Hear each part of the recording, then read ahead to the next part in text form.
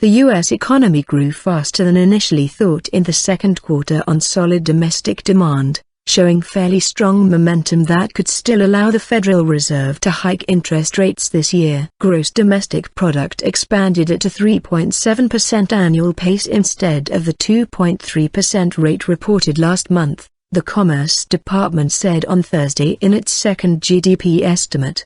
The GDP report, which was released in the wake of a global stock market sell-off, should offer assurance to both investors and cautious Fed officials that the United States was in good shape to weather the growing strains in the world economy. Concerns over slowing economic growth in China sent global equity markets into a tailspin last week, raising doubts that the U.S. central bank would raise its short-term interest rate next month. On Wednesday, New York Fed President William Dudley said that prospects of a September lift-off in the central bank's key lending rate seems less compelling to me than it was a few weeks ago. The upward revisions to second quarter growth also reflected the accumulation of $121.1 billion worth of inventories, up from the previous estimate of $110.0 billion.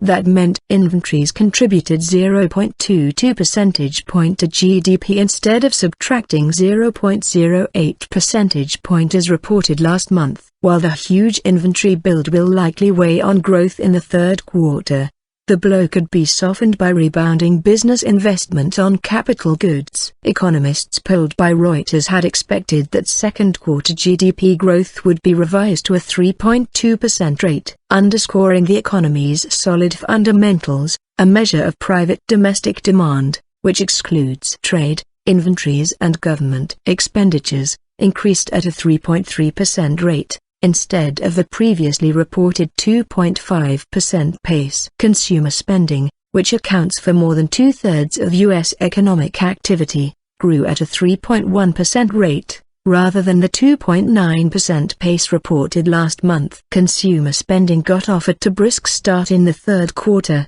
with retail sales rising solidly in July. A strong labor market, cheaper gasoline and relatively high house prices, which are boosting household wealth, are helping to support consumer spending.